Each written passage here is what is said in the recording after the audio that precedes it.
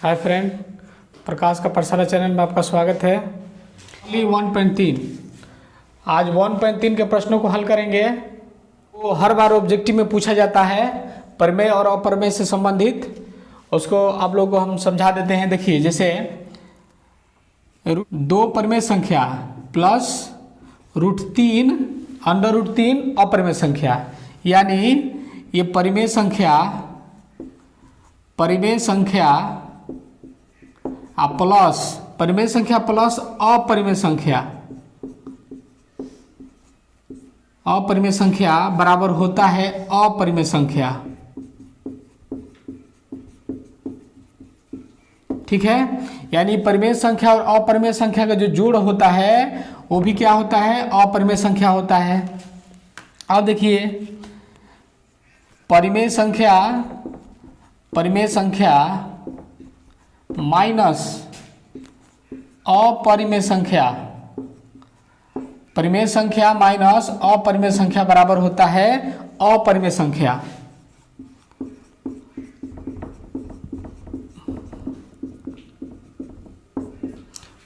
देखिए, परिमेय संख्या यानी मान लीजिए कि यह 4 है और -2 है, तो ये परिमेय संख्या और ये अपरिमेय संख्या है। तो इसका जो रिजल्ट होता है, ये जो बनेगा ये अपरिमेय हो जाएगा,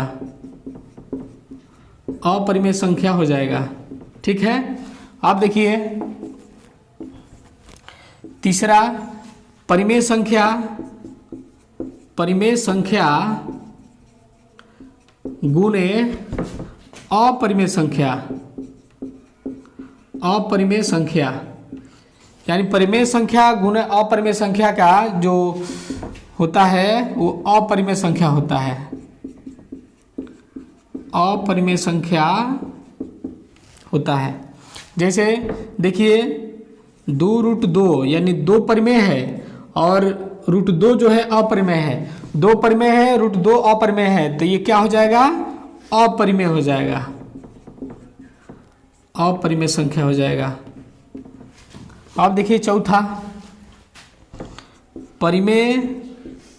परिमेय संख्या बटा अपरिमेय संख्या, परिमेय संख्या बटा अपरिमेय संख्या बराबर होता है अपरिमेय संख्या। परिमेय संख्या बटा अपरिमेय संख्या बराबर होता है अपरिमेय संख्या।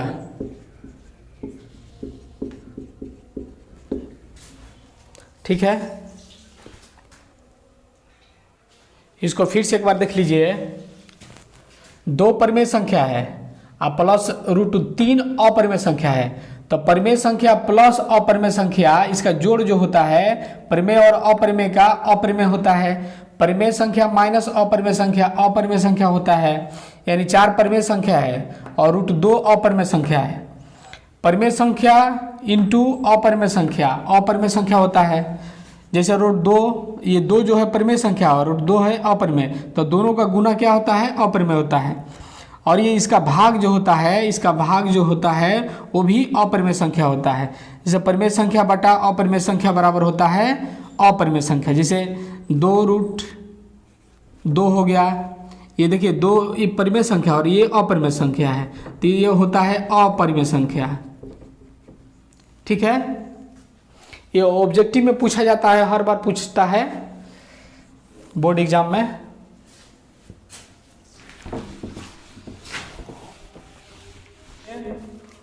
प्रश्नावली 1.3 का पहला सवाल है, सिद्ध कीजिए कि √5 एक अपरिमेय संख्या है।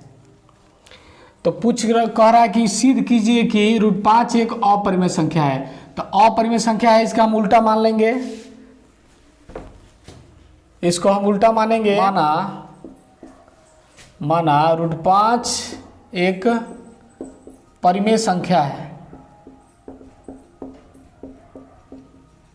ये अपरिमेय है लेकिन हम लोग उसको परिमेय मान लेंगे क्योंकि हमें सिद्ध करना है।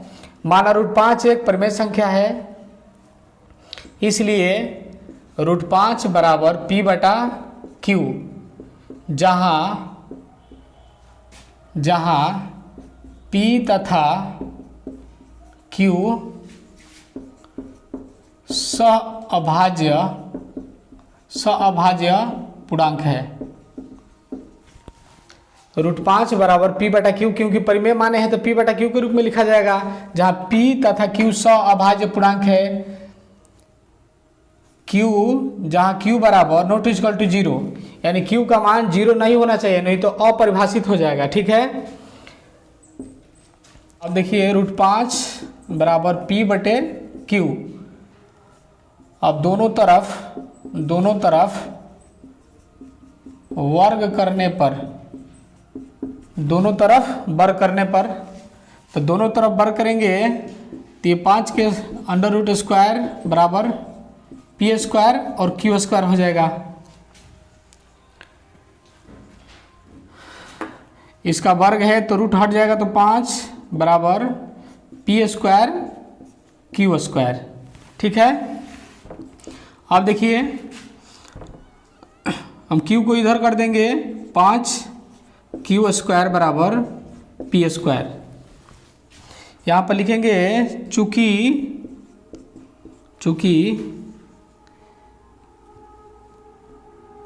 P² 5 से विभाजित है, चूंकि P² 5 से विभाजित है, इसलिए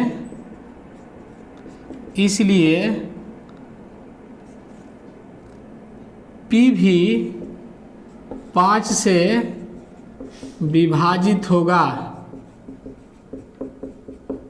इसको हम लोग कथन 1 मान लेंगे, ये कथन A हो जाएगा। इसको समीकरण 1 मान लेंगे। अब यहाँ पर हम लोग P बराबर 5m मान लेंगे, P बराबर 5m, जहाँ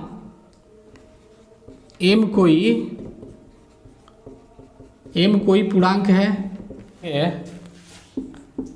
समीकरण 1 में P बराबर 5m रखने पर, समीकरण 1 में P बराबर 5m रखने पर, देखिए समीकरण 1 कहाँ है, यहाँ पर है। 5 Q² बराबर P², तो P के स्थान पर हम क्या लिखेंगे, 5m, तो 5 Q² बराबर 5m², तो ये हो जाएगा 5 Q², ये 5 का वर्ग हो जाएगा तो 25। अब देखिए 5 जो है इसमें आके भाग बन जाएगा, Q² बराबर 25m² बटा 5।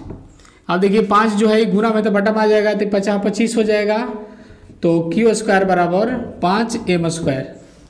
ठीक है, तो यहाँ देखिए, यहाँ लिखेंगे Q² 5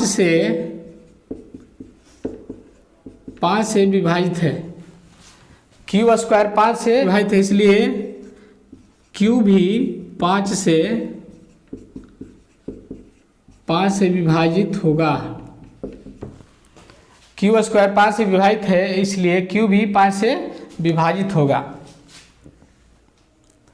इसको हम लोग कथन B मान लेंगे।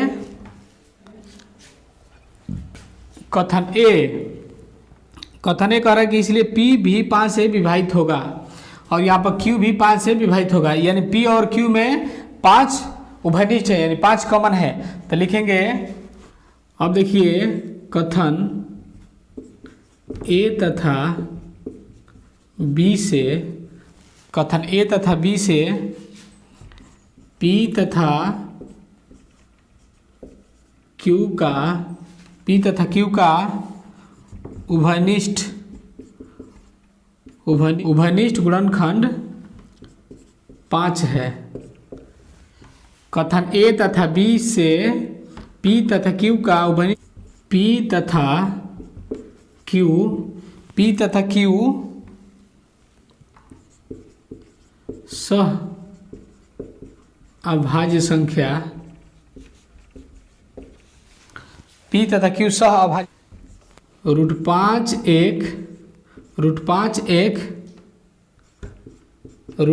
एक परिमेय संख्या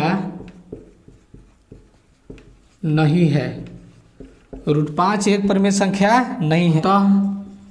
अतः √5 एक अपरिमेय संख्या है, अपरिमेय संख्या है। अतः √5 एक अपरिमेय संख्या है।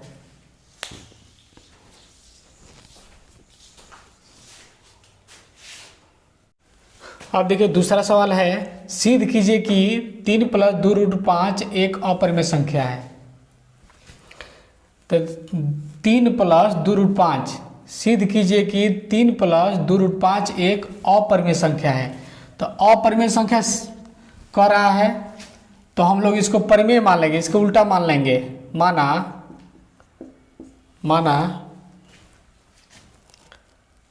3 + 2√5 एक परिमेय संख्या है।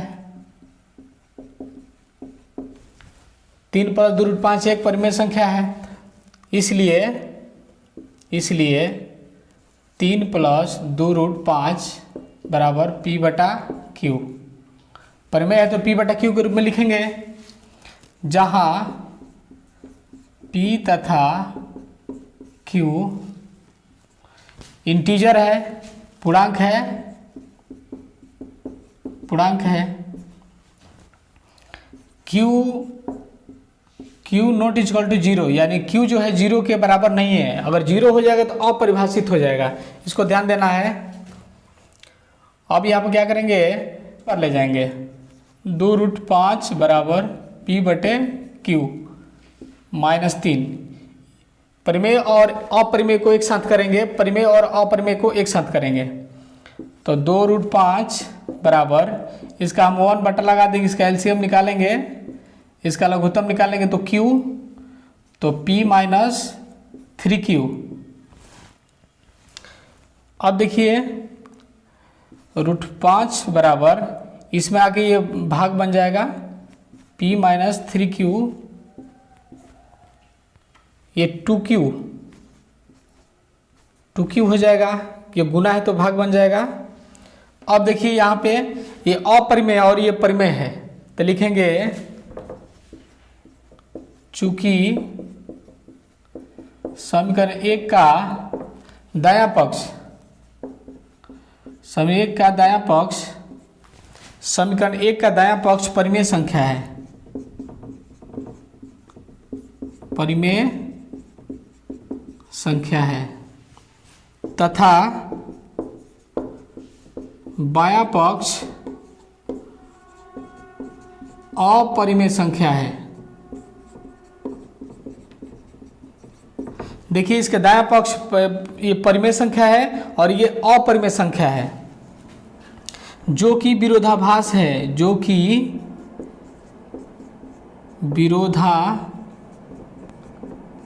कि विरोधाभास है। अतः हमारी मान्यता गलत है, अतः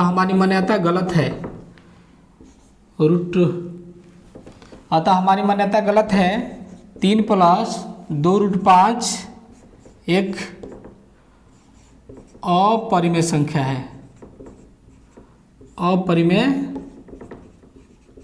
है, ठीक है। लीजिए करा कि सिद्ध कीजिए कि 3 + 2√5 एक अपरिमेय संख्या है। तो अपरिमेय कह रहा है तो पहले हम लोग परिमेय संख्या मान लेंगे। तो परिमेय संख्या है तो P/Q के रूप में लिखेंगे, 3 + 2√5 बराबर P/Q, जहाँ P तथा Q पूर्णांक है, Q not equal to 0, Q जो है 0 के बराबर नहीं होगा। तो 2√5 P/Q, ये 3 जो है इसको इस पार लाएंगे, ये प्लस है तो माइनस हो जाएगा। अब देखिए इसका एलसीएम निकालेंगे Q, और ये देखिए गुना है तो इसको बटा में भाग कर लेंगे, क्योंकि परिमेय अपरिमेय और ये परिमेय अलग अलग हो गया। देखिए समीकरण 1 का ये दायां पक्ष जो है परिमेय संख्या है और बायां पक्ष अपरिमेय है, इसीलिए चूंकि समीकरण 1 का दायां पक्ष परिमेय संख्या है तथा बायां पक्ष अपरिमेय संख्या है, जो कि विरोधाभास है, अतः हमारी मान्यता गलत है। 3 + 2√5 एक अपरिमेय संख्या है। अब देखिए इसका तीसरा सवाल, सिद्ध कीजिए कि निम्नलिखित संख्याएं अपरिमेय संख्या है। सिद्ध कीजिए कि निम्नलिखित संख्याएं अपरिमेय संख्या है। देखिए तीनों को सिद्ध करना है, नहीं है। तो पहले हम लोग मान लेंगे, माना 1/√2 एक परिमेय संख्या है, परिमेय संख्या है। देखिए ये अपरिमेय दिया है लेकिन हम परिमेय मानेंगे, ठीक उसके उल्टे माना जाता है। इसलिए 1/√2 बराबर P/Q, जहाँ P तथा Q पूर्णांक हैं और Q not equal to 0, Q जो है 0 के बराबर नहीं है। अब देखिए 1/√2 इसका हम परिमेयकरण कर देंगे, P/Q, तो ये ऊपर हो जाएगा √2 और ये रूट में गुना होगा 2 हो जाएगा। अब देखिए इसका हम मल्टीप्लिकेशन करेंगे, तीसरा गुना, तो 2 इसमें चला जाएगा।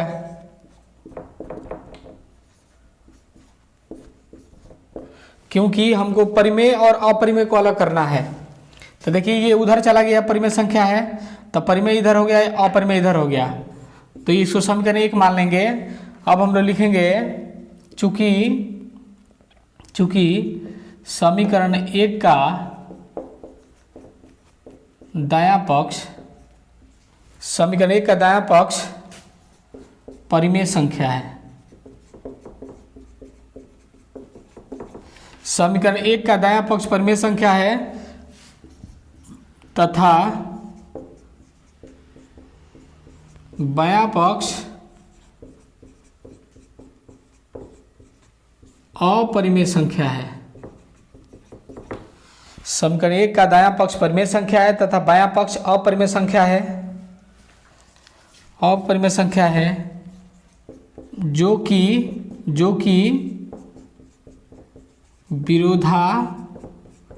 विरोधाभास है। अतः हमारी मान्यता गलत है, अतः हमारी मान्यता गलत है, अतः हमारी मान्यता गलत है, अतः हमारी मान्यता गलत है। 1/√2 एक अपरिमेय संख्या है।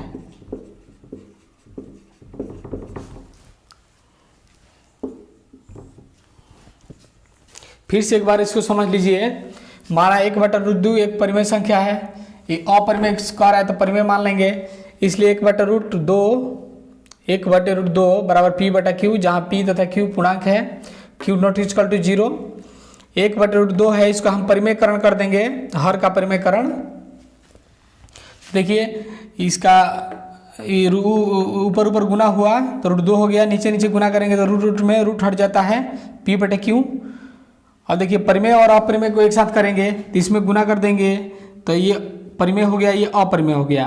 तो समीकरण इसको 1 मान लेंगे। समीकरण 1 का दायां पक्ष देखिए ये बराबर है, इसके दाहिने दायां पक्ष है, इधर बायां पक्ष है। समीकरण 1 का दायां पक्ष परिमेय संख्या है तथा दायां पक्ष परिमेय संख्या है तथा बायां पक्ष अपरिमेय संख्या है जो कि विरोधाभास है।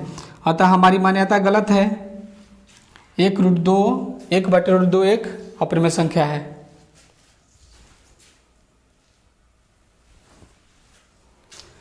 अब देखिए पहला बन चुका है, दूसरा 7√5 इसको हम लोग को सिद्ध करना है, तो इसको भी मान लेंगे। माना 7√5 एक परिमेय संख्या है,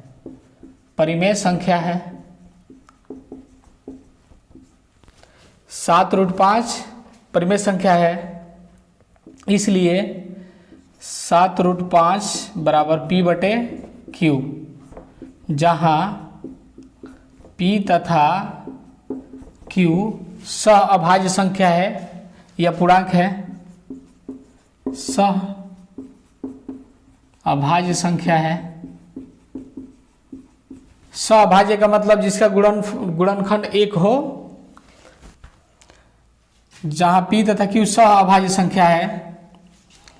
Q not equal to zero, Q जो है जीरो को बराबर नहीं होना चाहिए। अब देखिए यहाँ पर ये परिमेय है और ये अपरिमेय है, तो परिमेय को हम एक साथ करेंगे तो √5 बराबर P, ये 7 जो है इसके नीचे आ जाएगा 7Q, ये गुना है तो भाग बन जाएगा, तो इसको हम लोग समीकरण 1 मान लेंगे। और समीकरण 1 का ये दायां पक्ष देखिए बराबर है ना, बराबर के दाहिने दायां पक्ष, ये तो बायां पक्ष, तो लिखेंगे समीकरण, लिखेंगे चूंकि समीकरण 1 का दायां पक्ष परिमेय संख्या, समीकरण 1 का दायां पक्ष परिमेय संख्या है तथा बायां पक्ष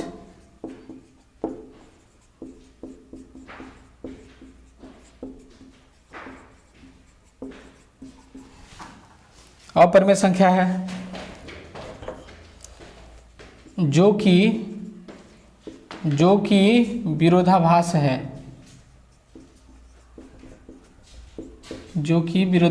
है, अतः हमारी मान्यता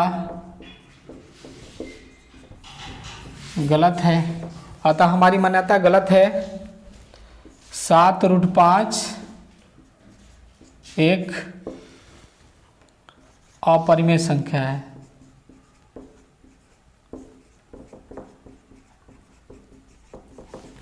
ठीक है,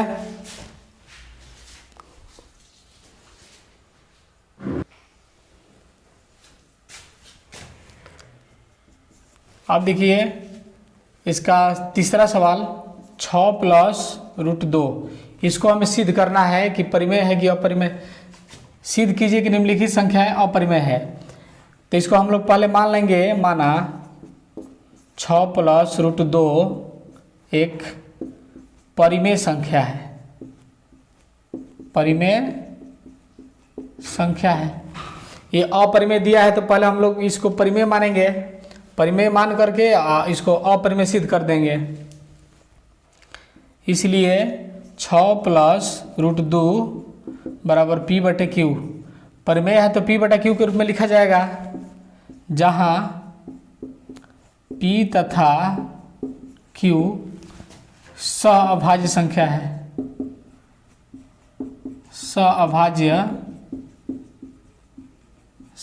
है, Q not equal to zero, Q zero के बराबर नहीं है। अब देखिए परिमेय और अपरिमेय को अलग करेंगे, ये सबसे आसान विधि है, √2 बराबर P/Q, ये 6 जो है इधर प्लस इधर माइनस हो जाएगा। अब देखिए √2 बराबर, इसका एलसीएम निकालेंगे Q, तो P - 6Q हो जाएगा, इसको हम लोग समीकरण 1 मान लेंगे। अब देखिए ये परिमेय हो गया और ये अपरिमेय हो गया, तो अब लिख देना है, चूंकि समीकरण 1 का दायां पक्ष परिमेय संख्या, समीकरण 1 का दायां पक्ष परिमेय संख्या है तथा बायां पक्ष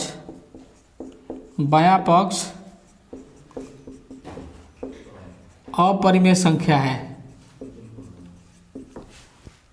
देखिए इसका दायां पक्ष जो है परिमेय संख्या है और बायां पक्ष √2 जो है अपरिमेय संख्या है, जो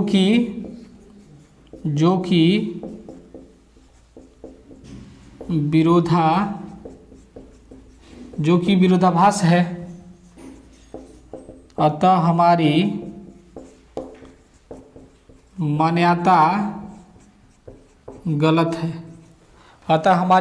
गलत है, यानी हम लोग जो माने थे वो गलत है। 6 + √2 एक अपरिमेय संख्या है।